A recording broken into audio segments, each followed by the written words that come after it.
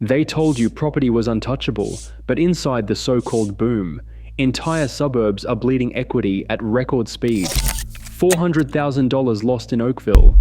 In Melbourne, over 3/4 of postcodes are sinking at once. Is this a correction or a collapse? The truth behind Australia's great equity wipeout starts with understanding which 10 suburbs you need to sell, and why everything you have heard about market resilience may soon cost you everything. Interest rates sat at rock bottom, just 0.1% for nearly 2 years. That era is over. In the space of 18 months, the Reserve Bank delivered 13 consecutive rate hikes, pushing the cash rate to 4.35%. For anyone holding a mortgage, the shift was not gradual. It was a jolt. Monthly repayments on a typical $600,000 loan jumped by $1,500 to $2,500 almost overnight. A family who once budgeted for $2,200 a month now faces close to $4,000. There is no time to adjust. Paychecks are stretched, savings vanish, and the margin for error disappears. The shock is not limited to those who borrowed big. Even average homeowners, lulled by years of easy money, now scramble to cover costs that have doubled. The difference between a 2% and a 6.5% mortgage rate is more than a number. It is the difference between keeping a home and facing forced sale. There is no grace period. Lenders expect full repayments, regardless of rising grocery bills or stagnant wages. Every rate hike lands like a punch. Budgets are shredded. Plans to renovate, invest, or even just get ahead are shelved. The promise of property as a safe haven fades with every new statement. For many, the dream of homeownership now means working longer hours, cutting essentials, or dipping into retirement savings just to keep up. The pressure is not theoretical. It is a line item on the bank statement, and it is getting harder to ignore. Australian households carried more debt than almost anywhere else in the developed world. By late 2021, the average family owed nearly twice their annual income, and household debt peaked at 189% of disposable income. This was not just a statistic. It was the result of years of easy credit and a property boom that convinced buyers to stretch every dollar. During the 2021 surge, banks issued record numbers of high loan-to-value mortgages. About 1 in 5 new owner-occupier loans that year came with deposits of less than 10%. For first home buyers, especially in outer suburbs, this meant entering the market with almost no safety net. As prices soared, so did borrowing. By mid-2022, nearly a quarter of recent buyers held loans worth more than 80% of their property's value. For these households, even a small drop in prices, just 5 or 10%, could wipe out their equity entirely. The risk was not hypothetical. Australian Bureau of Statistics data showed that 18% of mortgaged households in 2021 to 2022 had less than a 10% equity buffer. In some areas, especially in the outer rings of Sydney and Melbourne, families bought at the peak with little room for error. Now, with repayments climbing and property values under pressure, the true cost of high leverage is coming due. For thousands of households, a single missed payment or a modest dip in prices can turn a home from an asset into a liability. The dream of building wealth through property has left many exposed, with balance sheets stretched and few options if values fall. Hundreds of thousands of Australian households took out fixed-rate mortgages during the era of ultra-cheap credit. Locked in at just 2%, these loans offered a sense of safety. Now, as the final wave of these contracts expire, a new reality hits.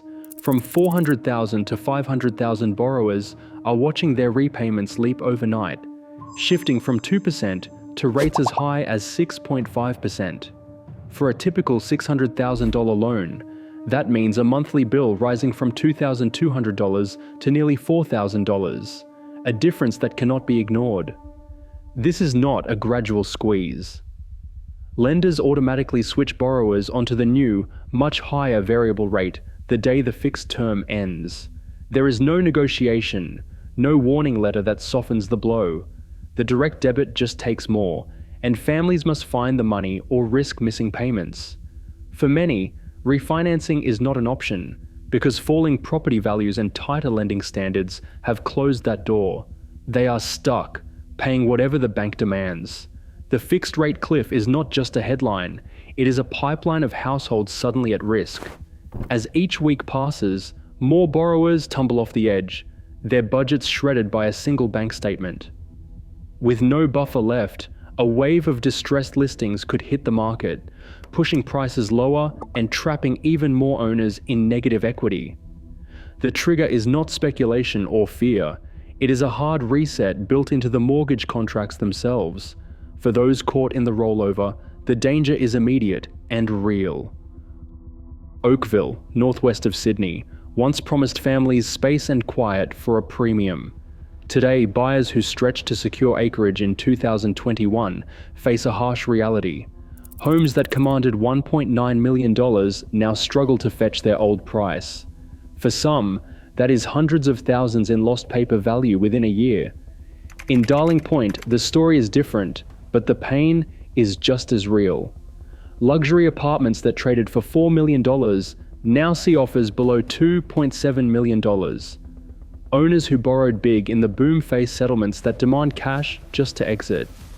In Chadstone, Melbourne, apartment investors watched values fall by 1/3. The oversupply of units and a wave of selling have left many with loans larger than their property's worth. South Yarra's student apartments sit empty as vacancy rates have doubled, pushing prices down more than 20%. Brunswick West, once a tech hub, now feels the sting of layoffs and investor exits. Prices are down nearly 20%. Crow's Nest, Craigieburn, Broadmeadows, Docklands, Parramatta. Each suburb tells a version of the same story. Stretched buyers, rising arrears, and homes that cannot find a new owner at yesterday's price. National housing data tells a different story than the headlines from troubled suburbs. Across Australia, in 2025, dwelling prices climbed 8.2%, with annual growth reaching 8.6%, the fastest pace since mid-2024. Every major region posted gains, from Darwin's 18.9% surge to Melbourne's 4.8% rise. Perth led the capitals, recording nearly 16% growth for the year. Buyers closed on more than 560,000 homes, a 5% jump in sales volume compared to the year before. On the rental side, the national index rose 5.2%, while vacancy rates tightened to 1.7% by December, signaling strong demand and limited supply. Listings ended the year 16% lower than 12 months earlier, keeping competition fierce. The reality is that while pain is real in select pockets, the broader market remains defined by scarcity, not collapse. As a data analyst, I see a market where growth and distress can exist at the same time. One suburb's story doesn't erase the bigger picture. Banks are not waiting for the market to decide what happens next. They are already running worst-case scenarios behind closed doors. Internal stress tests now model a 20 to 30% drop in Sydney property values and a 10 to 15% fall as a so-called soft landing. That is not just a paper exercise. If you are holding a mortgage, you need to know where you stand on that risk spectrum. The mechanics are simple. As prices fall, credit tightens.